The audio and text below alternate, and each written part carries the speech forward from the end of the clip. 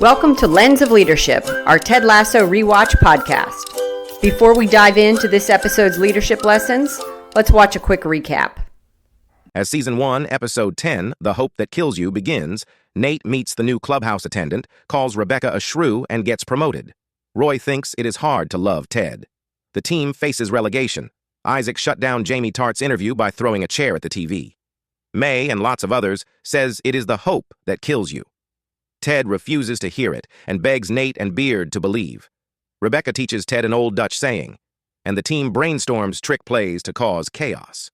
Roy, Keeley, and Jamie share a coffee. Sort of. Henry isn't sure that Ted is doing anything when he is coaching the game. Roy names Isaac captain. Ted asks the team if they believe in miracles. Jamie thinks Ted is playing mind games with him. Ted put in Roy, who ends his career with an amazing but painful slide tackle of Jamie Tartt. The game comes down to the wire. The Lasso special pays off. But then Jamie makes the extra pass and AFC Richmond is relegated. Ted tells the team it is better to be sad together than sad and alone. Beard delivers a message to Jamie. Ted tries to quit, but instead he tells Rebecca that they will get promoted and win the whole thing.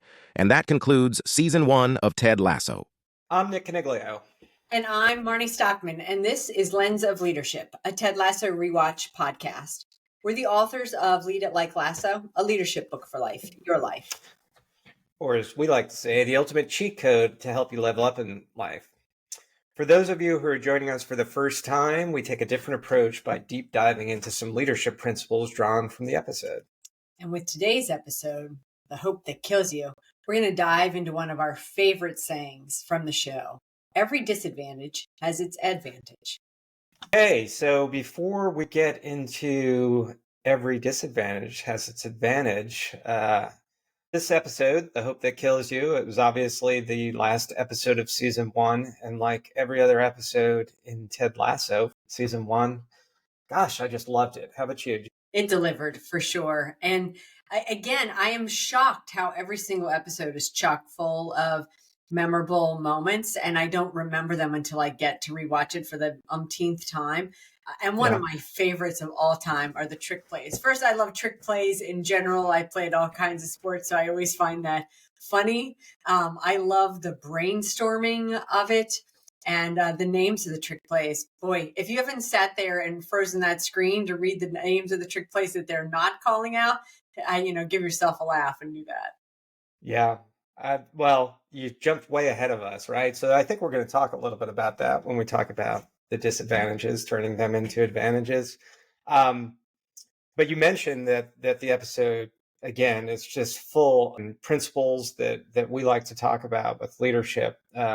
So what do you say we talk about a couple of those if you have some? I know I have some written down. You okay to start talking about this? Yeah, I took a page and a half of notes watching this one. So yeah, you and me both.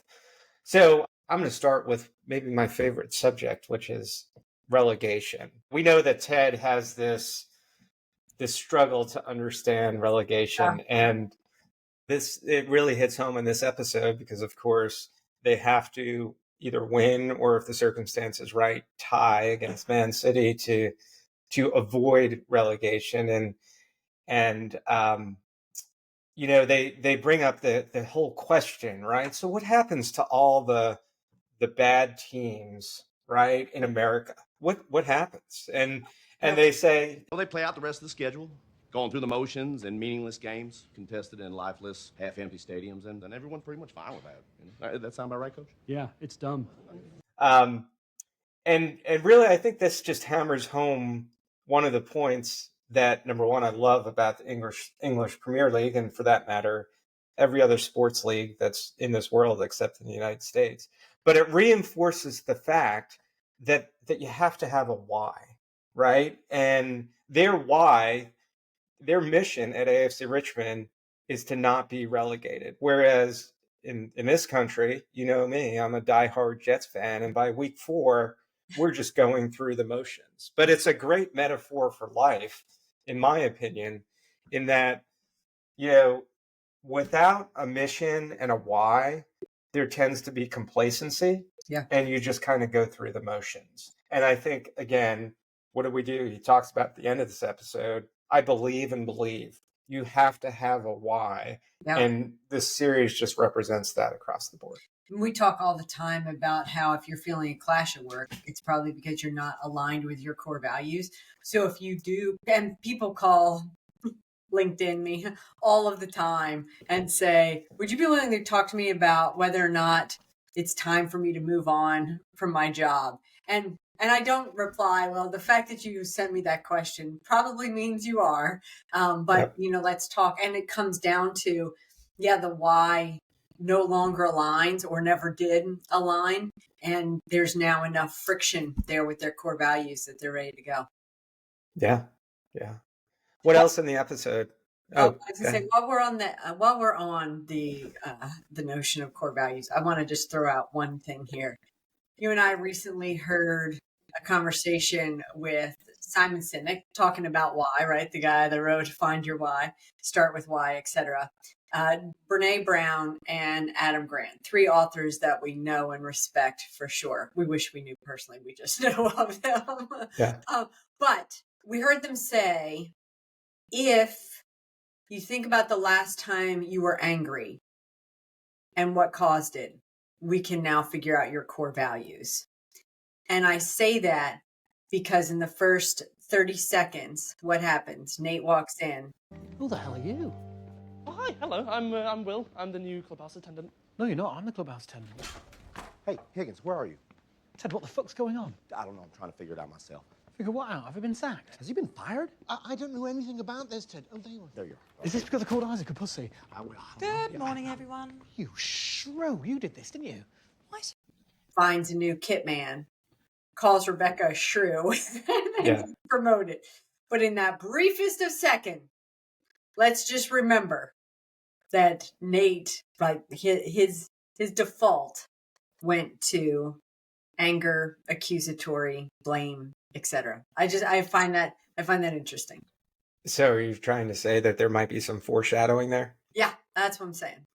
Yeah. Yeah. I think all of our audience who have watched the show clearly know that absolutely is. Yeah. So then we got a couple other things that I think came out in this episode that again just reek of great leadership principles.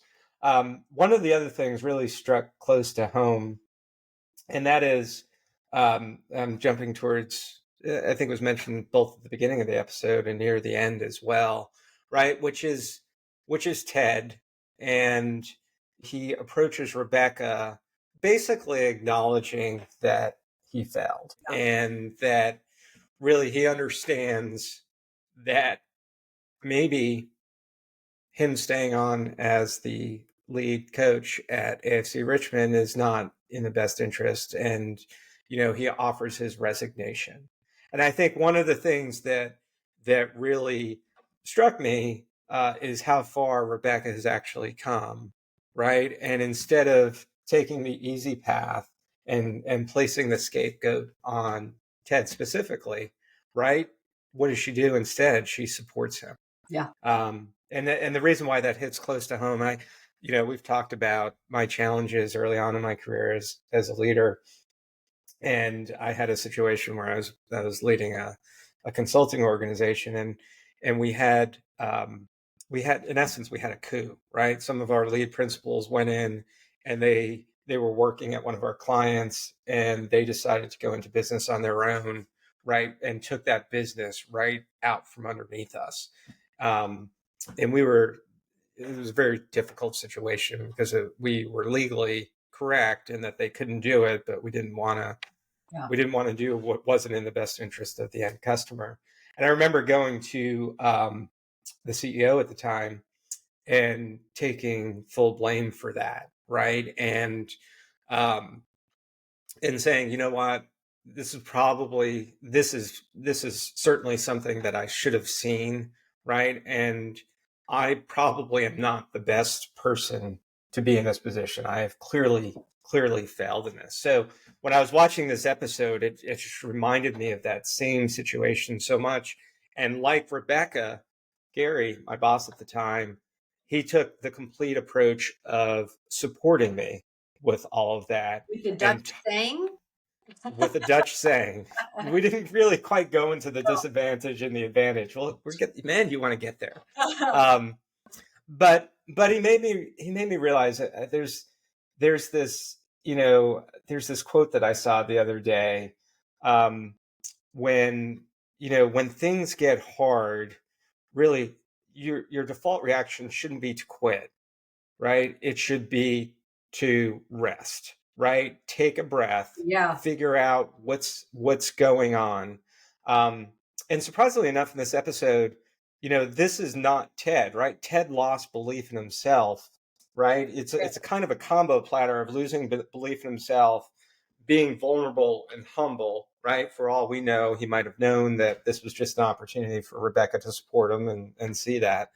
But I think the fact that Rebecca actually supported him not only speaks to how far she has come, like I said earlier, but really took on the role of a good leader. She knows Ted's the right person. She recognizes what Ted brings to the table. And she didn't take the easy path with just getting rid of him, right? She's sticking with him through and through. And I think she recognizes that he fills a gap that she right now recognizes she has, right? Yep. And saying that reminds me of the Winston Churchill quote that is, when you're going through hell, keep going, right? Yeah. Which my mother-in-law had on her fridge during cancer treatments. So, yeah, I can appreciate that for sure. Yeah, absolutely. Yeah. So what else did you bring out of this episode from a leadership perspective, Marnie? So, there's one sentence in there that just tied together a lot of things for me. So in the book, we have our rules section because we're a big fan of rules, right? And our number one rule is leadership is life.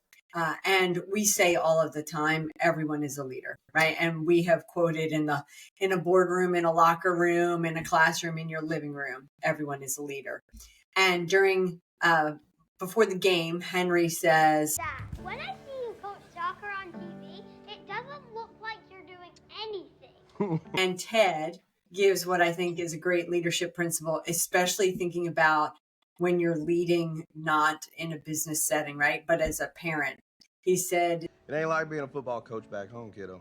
They got a lot less control, because once the game gets going, I can't tell my fellas what to do, so I just gotta hope that everything I've been trying to teach them made some sort of impact on them, and that they'll make the right decisions when they're out there on their own. You know, it's kind of like being a dad, I guess, huh? And as a parent, I certainly feel that, right? And I think about those stories that thankfully I don't hear as often as I did at one point about like parents going to HR of their children's companies and complaining about their, the work for their child, which takes helicopter parenting and adds like turbo engines or something. And that really leadership done well sets up the belief, not the hope, but believe, right, that they are going to make the right decisions. Hope isn't a strategy. You have to give them the foundation. You have to build the skills. You have to build their confidence so that you believe that they're going to make the right decisions. So I think that one little line delivered by a kid really imparts a lot of wisdom. And Ted's response to that, I think, is kind of critical. Perfect. I think his response is perfect. It's you mentioned everyone's a leader, which is obviously one of our big themes, and we spent a good bit of time last week during our last episode talking about Keely and how under the radar she's really such a good leader. And obviously one of the things that leaders have to deal with quite a bit is conflict resolution, right? What happens when two members of a team don't quite get along? And it was such a small part of the episode, but I wanted to bring it up because I'm, number one, a huge fan of Keely and how she deals with things. But the part of the episode where Jamie wants to talk to her because he's struggling about, Ted and that he's playing mind games with him and everything. And he walks into the house and Roy's there. And that's the first time he realizes that Keely and Roy are together. Yeah. And instead of kind of separating them, right, she brings them together. Oh yeah, Roy, Jamie's coming over. Oh, is he? Shall I make scones? I don't like scones. I'm not making scones, you idiot. Jamie brought coffee and Roy made the coffee. And what does she do to kind of not take one side or the other? She takes Roy's coffee and she pours in Jamie's coffee. I just think it's again foreshadowing, because those two characters are going to come together. They're an important part of this story arc, and it's Keeley that's bringing them together, dealing with two sides who really don't like each other and trying to find common ground a little bit. Great visual metaphor to do it, right? Like put the pouring of the coffee together. Yeah. If you gentlemen weren't paying attention, this is how we're going to do this. We're going to get it together. I think brilliant. Of course it's brilliant, right? These writers, so good. Yeah, absolutely. Then so good. And one other big part of the show is Roy having to transition his captaincy to somebody else on the team, and it explains to Ted that he can't be captain because the captain has to be on the pitch during the game. Yeah. What'd you think of them picking Isaac, Roy picking Isaac as a captain? Before that, can I just say, when Ted tosses the captain band onto his head and Roy says, "This is why it's hard to love fear in space." Oh, he loves you, right? He loves you, yeah. It's a great moment. Your duties as captain of this squad remain unfulfilled. This is why it's hard to love you. Oh, you heard it right. He loves you. In my mind, for Isaac, they have in the show, like, never stop throwing, never stop destroying TVs. I felt like we really hadn't gotten enough of Isaac to see him as a leader yet. But also, it is a television show and you can't have 1,000 main storylines. But, the last we've seen of Isaac, it hasn't been long ago since he and Colin were bullying Nate, right? So I'm just hopeful that Roy saw something in him that we haven't seen yet. But we're not on that pitch every moment. Yeah, well, he saw some fight in him because he threw the chair at the screen of Jamie talking bad about AFC Richmond. But do you know why, when he was doing AFC Richmond on 12? Are you clued into why he skipped number 8? All right, Captain. Let him know. Richmond on 12. 1, 2, 3, 4, 5, 6, 7, 9, 10, 11, 12. Tell me, I'm not. I know that he did, but I don't know why he did. Yeah, well, I don't know if this is a fact because I don't think the writers have ever publicly discussed it. But I think it was to pay homage to Roy. Roy is a central midfielder. And I don't know, for those people out there who are not true soccer fans, every position is labeled by a number. And the center mid, the box-to-box mid, is a number 8 player. So I think he was paying homage to Roy by missing. Yeah, absolutely. Okay. Which I thought was pretty cool. Again, a very deep meaning that almost nobody really would get. Yeah. But the writers just kind of to fit in there, which is, man, I do. They think of every detail. They really do. I wonder how many iterations it takes, right? Like, okay, Isaac's going to count him in.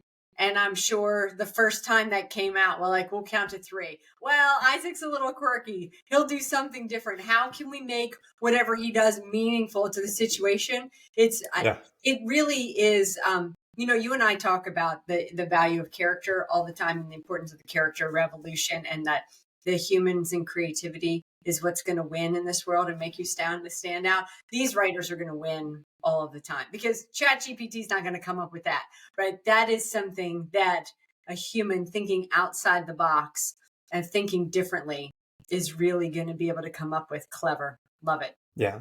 What we need are these writers to solve some of the biggest world challenges that we have out there. Yeah. That's what we really need. That is, right? They bring a different perspective to it, obviously.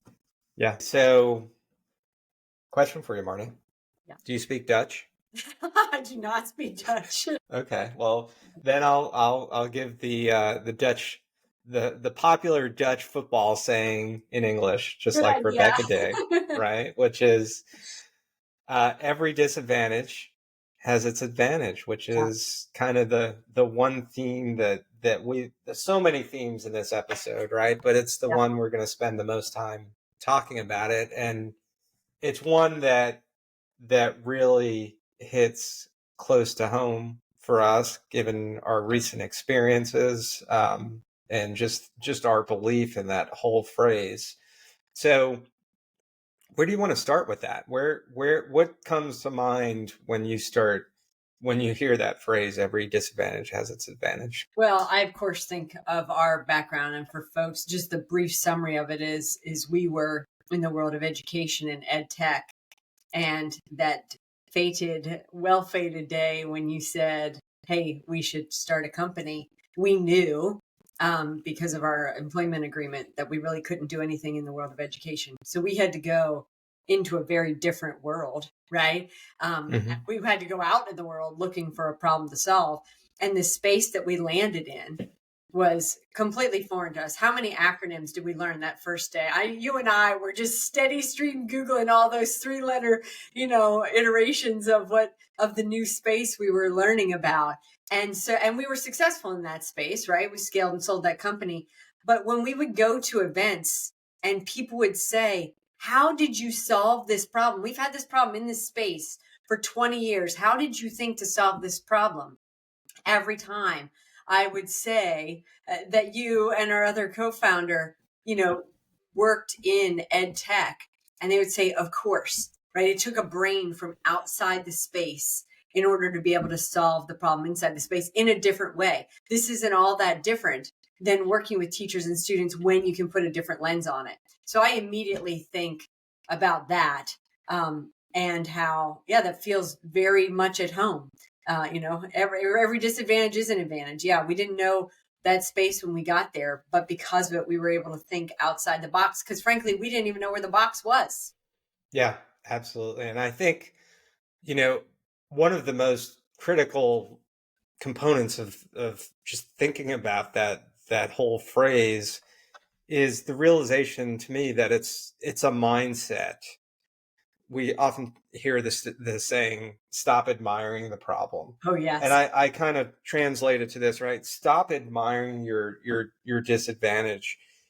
Everybody at some point in time, I don't care how well off you are, right, has some level of disadvantage, whether it's a bad break that happened to you, whether it's the lack of opportunity that you have, an illness, an illness, right?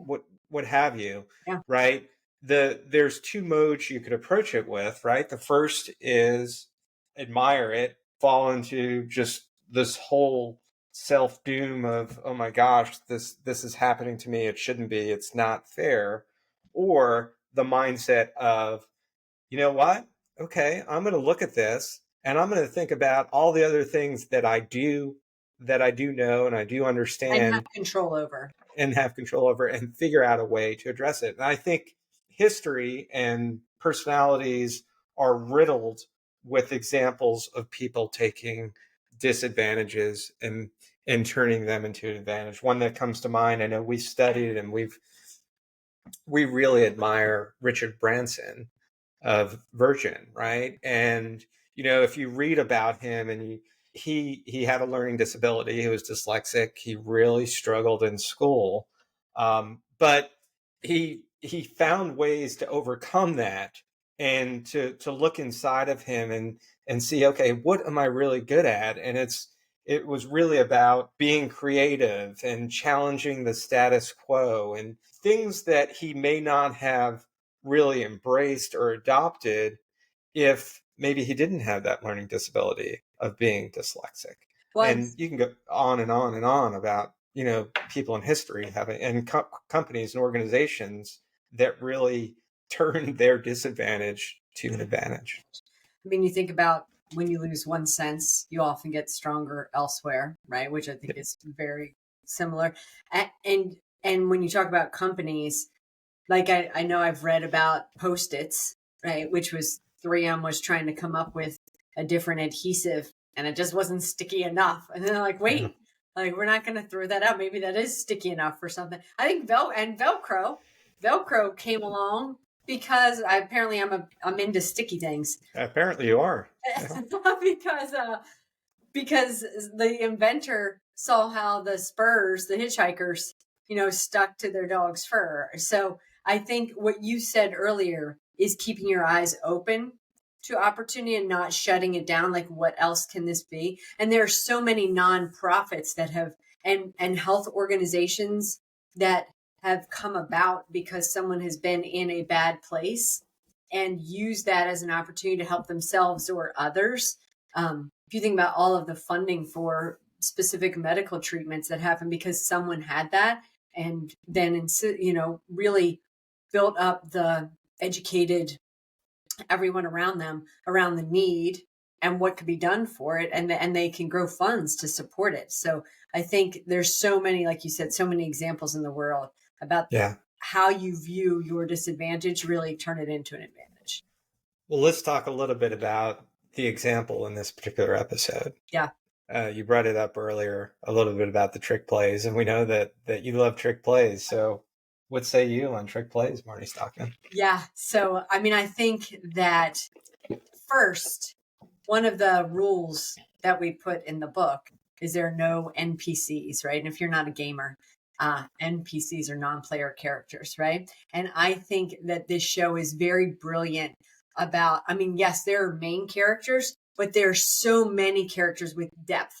A lot of times there may be 5 characters that you know a lot about, and everybody else is sort of a non-player character. They're just propping up the 5, but we'll know a lot about a lot more characters. And one of the ways they do this is Ted really gets the buy-in from the whole team with their trick plays, right? So he asks the team to name elaborate set pieces, is what they're called in England, but trick plays is definitely a more fun name. And they all get to contribute and share. And then, the only way that they learn it is to help teach the team how to do those things.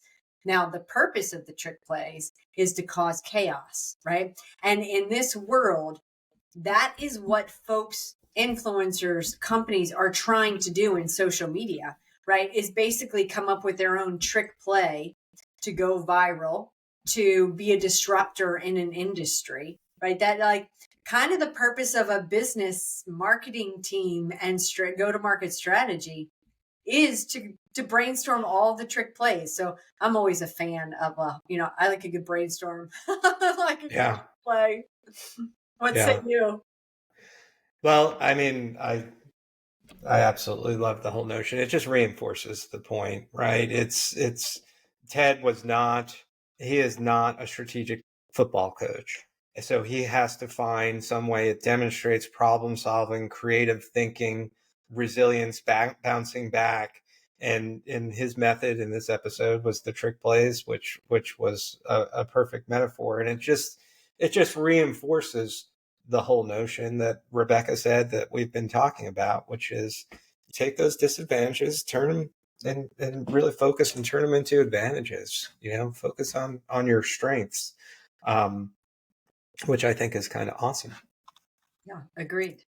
Okay, so at the end of the episode, we're all left kind of sad, right? The team did not do well enough. They let up that goal at the very end with Jamie scoring based on, making the extra pass. It's crazy ironic that the teachings and what Ted and Beard were trying to get through to Jamie actually forces AFC Richmond to get relegated.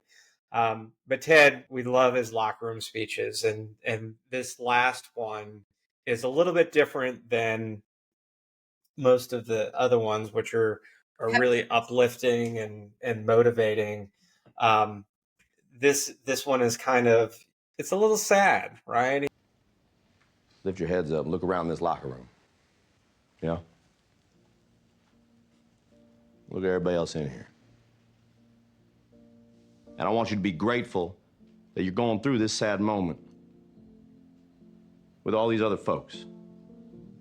Because I promise you, there is something worse out there than being sad, and that is being alone and being sad. And then we go back into the goldfish, and we get hit with one last leadership lesson. Well, maybe not one last, but one close to last leadership lesson, which is something we, again, talk about in the book, which is onward, forward. Let's be sad now. Let's be sad together. And then we can be a gosh darn goldfish. Onward, forward. You know, there's only so much you can do about things, right? If it happens, it happens.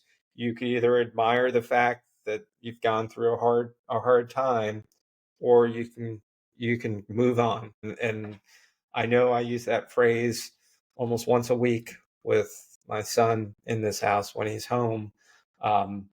It's very important, and it's a lesson that I think we all need to remember during the hardest times. I may not say build a bridge and get over it sometimes. Yeah, absolutely. And then the last part, which I'll let you talk about. Oh, yes. You know, Ted takes his carry out restaurant menu where he has scribbled his resignation and put it in an envelope, which apparently is what it takes to make it official. I didn't realize the envelope was required. And Rebecca tells him, yeah. You listen to me, Coach Lasso. You are not going anywhere because we have work to do. Next season. You can see that Ted is struck by that.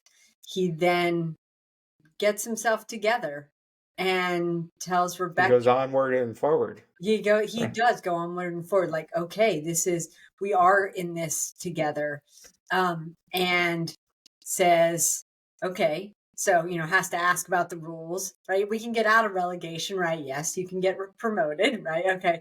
Well, and then what happens? And he says, we're going to get promoted and then we're going to win the whole effing thing. And what I love, you and I talk about manifesting all the time, right? When we work with business leaders and school systems, et cetera, and we talk about goals and visions, and like, you have to be able to see what you want for your future in order to be able to set the tactical pieces to get there. And he's doing that for us. He is setting a vision for what he hopes to happen. And that is to get promoted and then win the whole thing. And I love that it ends with him spitting all over Rebecca because he has fizzy water just to sort of close the season, because he began the season by spitting all over the microphone and announcing to the world what he doesn't know about soccer. And now he's going to spit all over Rebecca and just say to her, like, this is where we're going to go. I think that, again, ties it up nicely. Yeah. And I'm going to do something that I don't like doing, which is to pat ourselves a little bit on the back. As we wrap up season 1 of this podcast, we decided to write this book, right? It is our mission to try to help everybody become the best versions of themselves. And that's a hard thing. We have never really written a book before at this scale. And we basically dreamed and said at some point, right, this is going to be a book that matters. And we are pleased to say that just this week, after 6 or 7 months of this book being out, we hit #1 bestseller on Amazon in a business category, mentoring and coaching. Yeah. And that's a big deal. And we literally manifested that. We dreamed that a long time ago. We had that vision. We've been talking about it. And I think we should be pretty proud of ourselves. So yeah, pat ourselves on the back. And we also manifested this whole notion of having a podcast that people actually watched. We're wrapping up season 1. Yeah. And we have dreamed big for season 2. Yeah. Which we're going to start pretty soon. But we're hoping that we get people of influence and people that other people want to hear on this podcast to start walking through the different episodes of season 2. Yeah. I can't wait to watch again and see all the things I forgot, all the little nuggets along the way. This will be awesome. Absolutely. So until then, we hope everybody shares, likes, and all the things gets appreciates. Yeah, absolutely. So we do appreciate everybody, and we'll see you next time. As we wrap up season 1 and take a look at John Wooden's pyramid of success, we're going to take a look at fight, intentness, and loyalty. We're going to look at Roy and Ted, and then we're going to do something a little different and look at the fans in general, specifically the patrons at May's Bar. If you want to take a look at all the characters, as always, head on over to leaditlikelasso.com and check out the resources page. So fight is determined effort.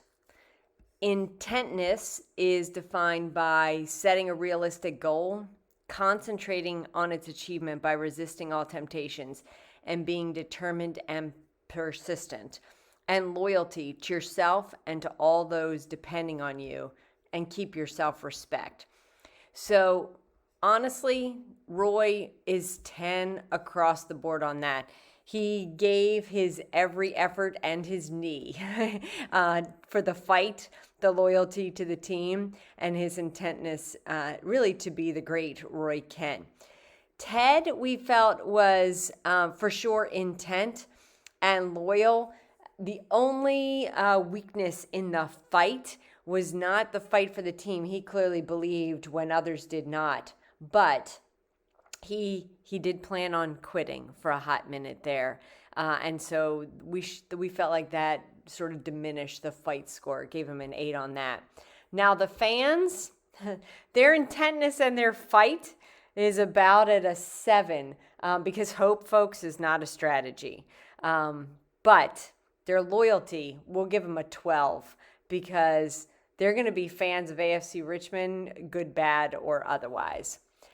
Hope you've enjoyed this season of Lead It Like Lasso and Lens of Leadership.